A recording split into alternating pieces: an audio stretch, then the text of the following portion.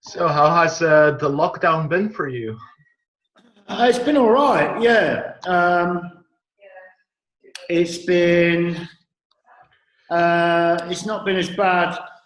Well, you know, it's like anything, isn't it? You've just got to adapt to it and not get too panicky, not get too frustrated, and not worry too much about the next stage, which is, you know, a world recovering from the pandemic, you know what I mean? Mm-hmm. What do you think the next stage will look like? I'm not sure. It will be a slow integration back into society, I would imagine. A lot of people will go bankrupt, a lot of people will lose their businesses. There'll be a lot of dependence on the state for a lot of people, I would imagine. Mm-hmm. In some kind of way, I think it's almost fitting that All That Glue, the retrospective record you're releasing, is coming out now, as I kind of feel the corona crisis is a tipping point in the politics and conditions you have been describing the last 7 years, or you have been writing about. Would you agree? Yeah, that's good. That's a good analogy, actually. That's a very good analysis. I didn't think of it like that, really. But yeah, perhaps.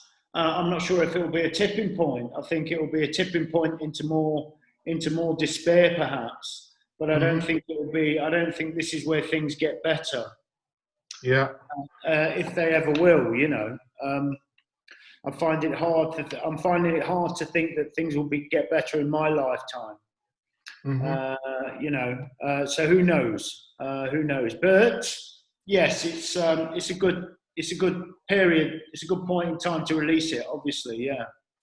And what made you release a retrospective now? What are the reasons behind All That Glue?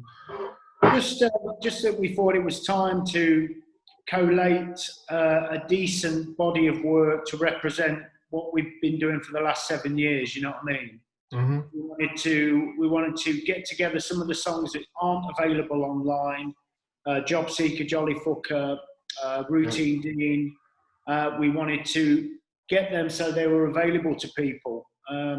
If you want to listen to any of those songs, you've got to go to YouTube, which is stupid, you know. So, you know, we wanted to use it as an excuse to, you know, bring out some of the unreleased stuff that we think is just as good as the album tracks, and also to use it as you know, an introductory package for anybody that doesn't really know Sleaford Mods, you know what I mean? Yeah. And how come Jolly Fucker and Job Seeker never made it onto one of the albums? They were released as limited 7-inch singles, and we didn't really think, to be honest. We were releasing so much stuff at that time that they were just kind of, well, they're good singles, you know. But we didn't think for a minute of putting them on albums, you know what I mean? We were, you know, writing quite a lot, and we thought it was cooler not to put things on albums, you know, to just write more stuff. Which, in hindsight, is I probably wouldn't agree with that in hindsight. You know what I mean? Yeah, and what has made you change your opinion on that?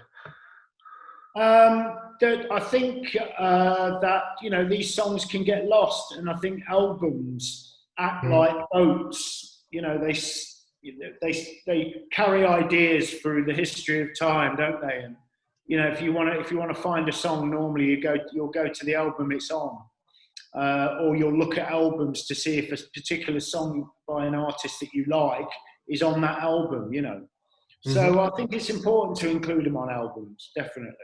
Yeah. And what process was behind the selection of the B tracks that made it on to All That Glue?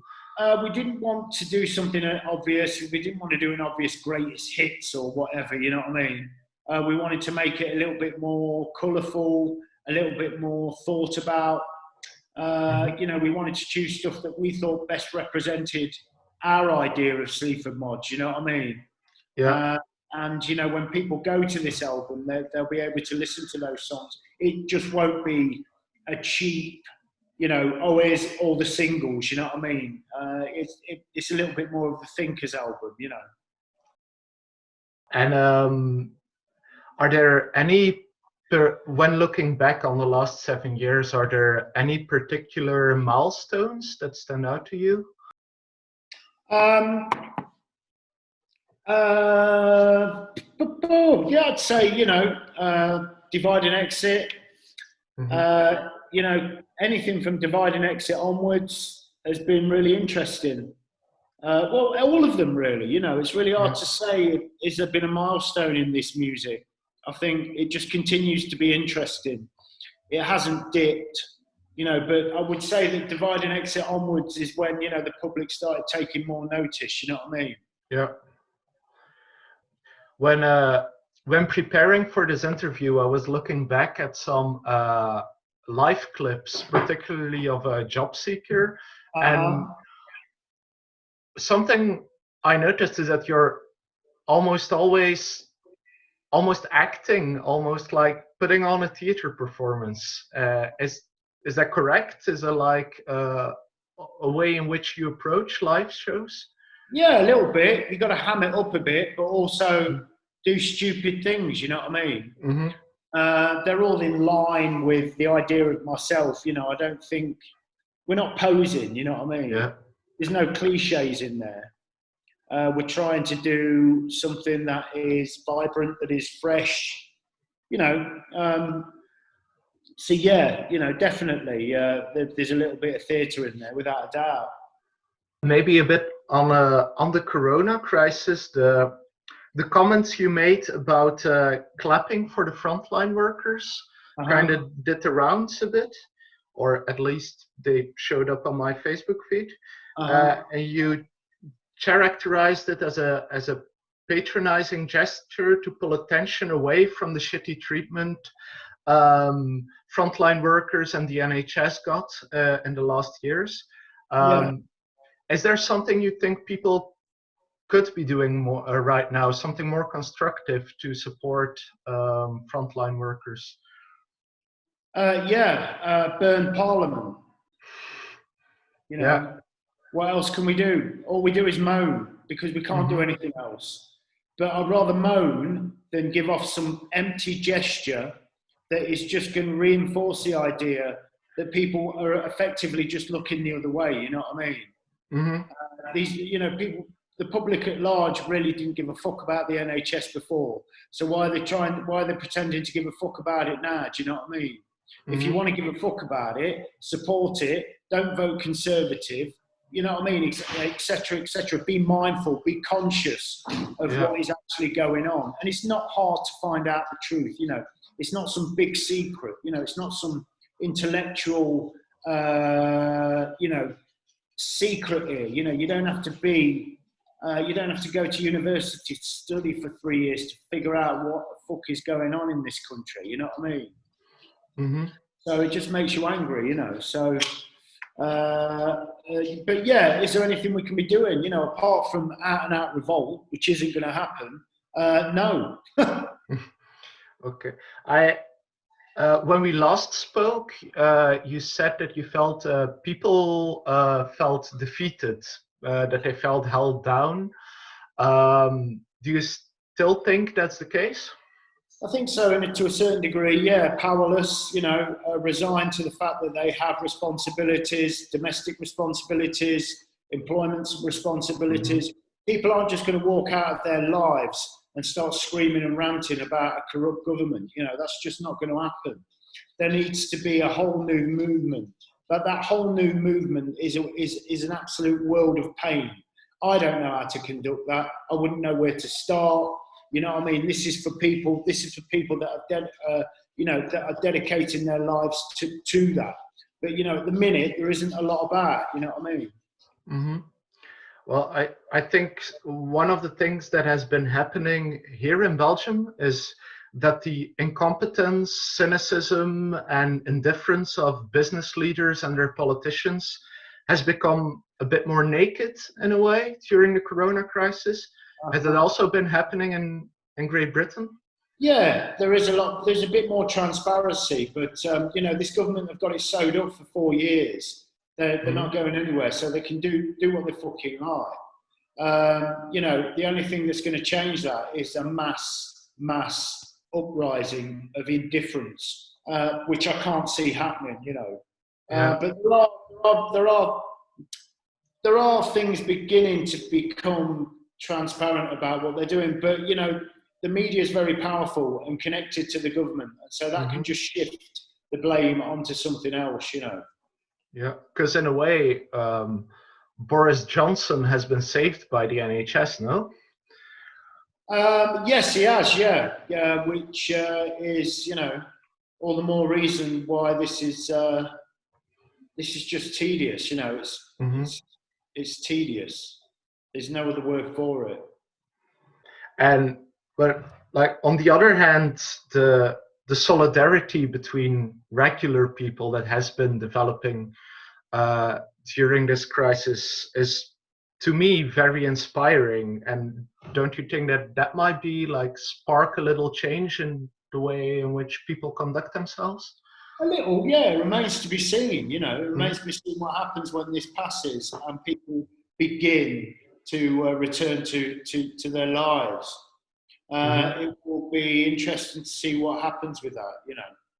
Yeah, and do you notice any change in attitude towards frontline workers, not only people in the NHS, but also people in the corner stores, like people that were in jobs that have been viewed as menial before? Do you think there is an attitude change? There is a change to a certain degree, but I would imagine that will be forgotten about when people return back to work. Because life will take over again. But there has been some kind of a new consciousness about it. But as I've said, this clapping only cements this kind of passive, tokenistic gesture in people's minds. So, for a lot of people, this is just okay to clap and that's fine, you know what I mean? But it's not. It's not just okay, obviously. Have you been writing during this Corona crisis? Yeah, writing new material, trying to get my head around new stuff. Me and Andrew are, discussing it, blah blah blah. So we've just started doing that, and hopefully there'll be some good stuff coming out of it. And has the way this crisis is developing had any effect on the material you're writing? A little. I'm still trying to collate that. I'm still trying to figure out how that's going to land. You know what I mean? But yeah, it's starting to come through a little bit. Because I think on Eaten Alive, you were a lot calmer in the way you were voicing your anger than on previous records. Is that something that will continue, or will the anger take forefront again? I don't know. It probably might take. I don't know. I've no idea. I'm just working through it, so it remains to be seen. You know what I mean? Yeah, and also a lot of what you do is observation, is observing society, observing people. Has that been more difficult with the lockdown? No, you get the general impression. It's not something that I'm looking for really at the minute. I'm just trying to collate the idea of this experience in my mind. Observation is a powerful tool for lyrics, but it's not the only thing that you can get inspiration from. So yeah, we just have to see what happens. It's still quite early in the day. You know what I mean? And has assembling the songs for All That Glue and looking back on the last 7 years had an impact on the way you're writing, or like thinking about the musical processes you're going through? Yeah, a little bit. Listening to the older stuff has been, it's been quite good. To listen back and to revisit how we did stuff. You know what I mean? it's been good. I think one of the things that maybe surprised me a little bit is that the record is coming out through rough trade, because you were also in the process of putting up X3 meeting, your own. Yeah, but we decided to go back to rough trade. We shouldn't have left rough trade in the first place. It was a premature move. We realised that a label is where we belong. We're too big a band to do it independently. It's a lot of work that goes into it, and for the extra money that you earn from being independent, it's not worth the hard work that goes into it. So we need an infrastructure and a big label to help us out. You know what I mean? Because there has been a lot of growth and a lot of fast growth the last 7 years, no? Yes, completely. Yeah, we're a big band now, and it's like you need that support around you. You could do it on your own, but it just takes up too much time. And for the extra effort that goes into it, I don't think it's worth it. You know what I mean? To wrap up on a lighter note, then, do you have any tips for people who are stuck in lockdown right now, or maybe people who are stuck in lockdown with kids like you? Just try to remain positive. Exercise. Make sure you eat at the times when you should be eating. Try not to worry too much. Try not to focus on the negative too much. This will pass. It isn't the end of the world. It's just a pandemic. So, just try and keep yourself fit, mentally and physically. Yeah. Okay. Well, thank you very much for the interview. And thank you. See you soon. Yes, you take care.